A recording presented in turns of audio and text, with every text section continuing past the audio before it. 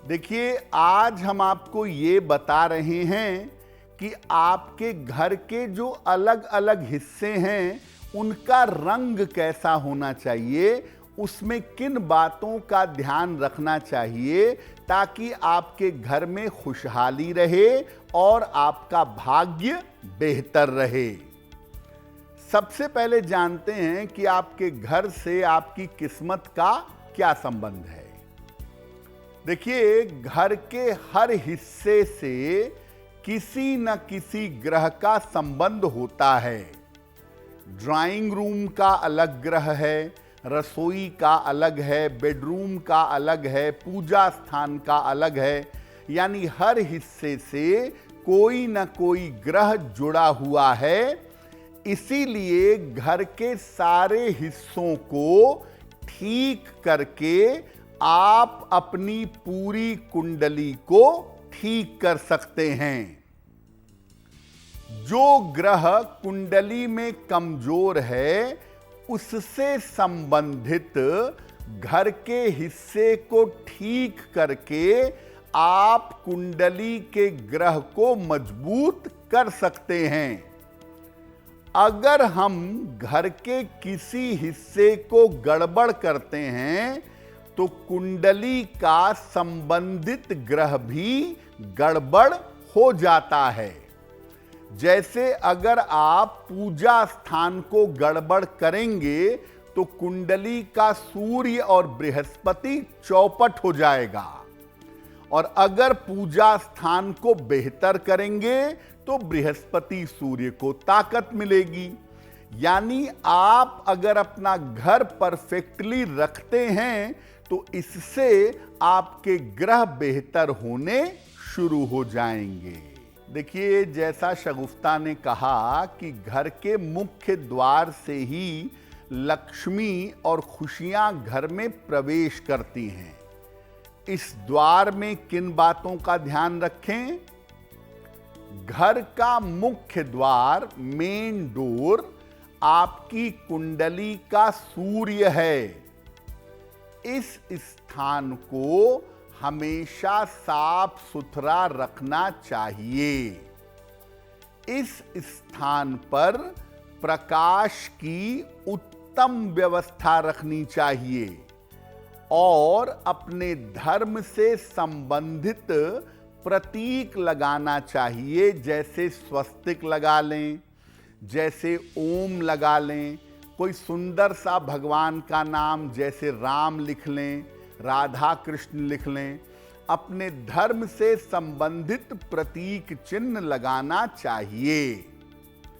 ऐसा करने से क्या होगा? घर का मुख्य द्वार बढ़िया हो जाएगा। इससे आप, आपके पिता और आपका मान सम्मान उत्तम बना रहेगा। अगर आपके घर में पिता की स्थिति अच्छी नहीं है तो आप अपने घर के मेन डोर को अच्छा करिए।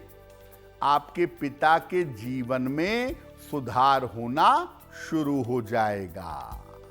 जब हम दरवाजे से प्रवेश करते हैं तो आम तौर पर प्रवेश करने के साथ सबसे पहले ड्राइंग रूम आता है या ड्राइंग एरिया आता है, जिसको पहले बैठक भी कहते थे, आजकल लिविंग एरिया भी कहते हैं। तो घर के ड्राइंग रूम में किन बातों का ध्यान रखें? घर का जो ड्राइंग रूम है, ड्राइंग एरिया है, ये स्थान चंद्रमा से संबंध रखता है।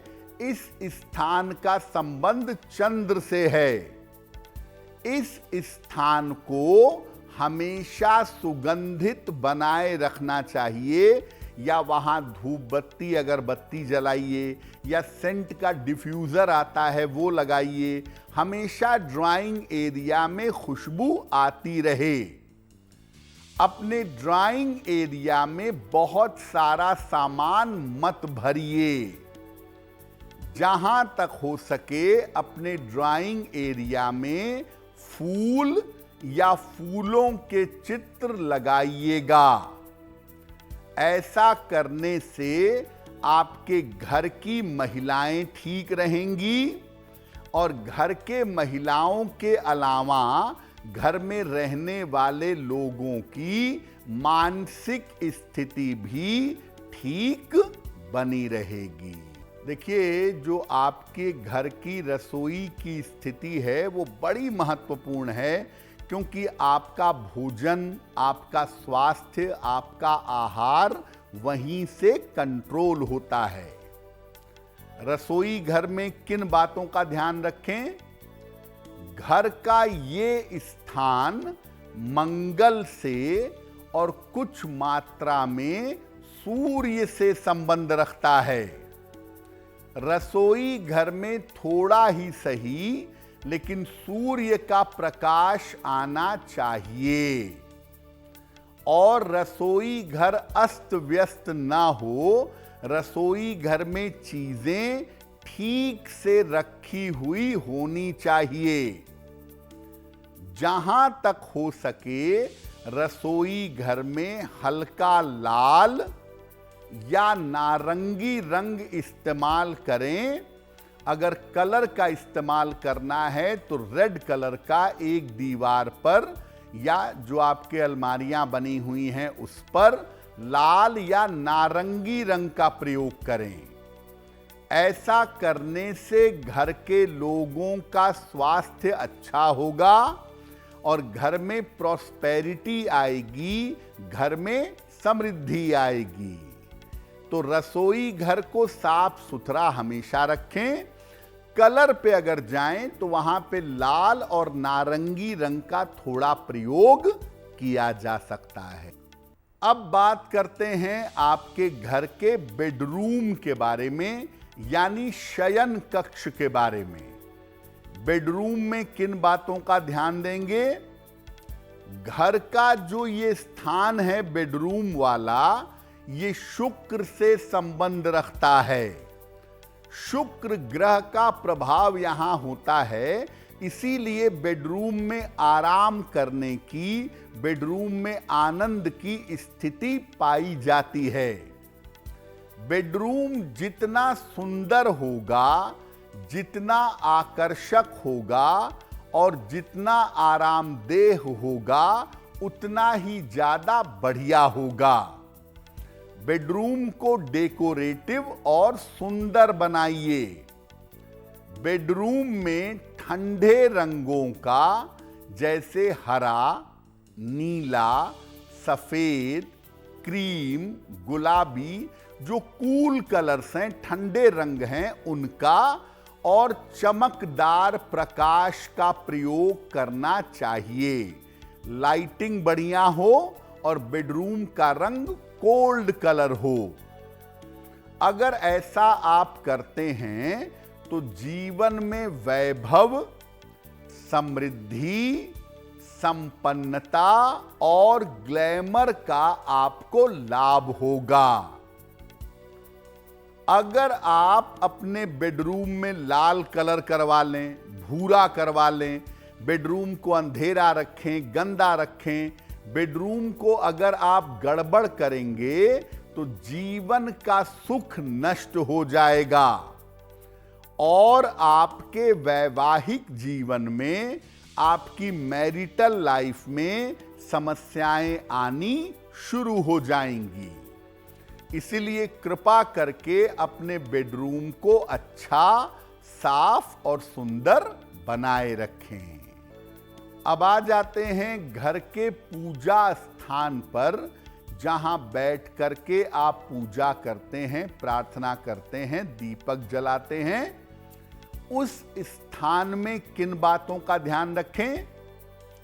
पूजा का स्थान बृहस्पति से और कुछ हद तक सूर्य से संबंध रखता है।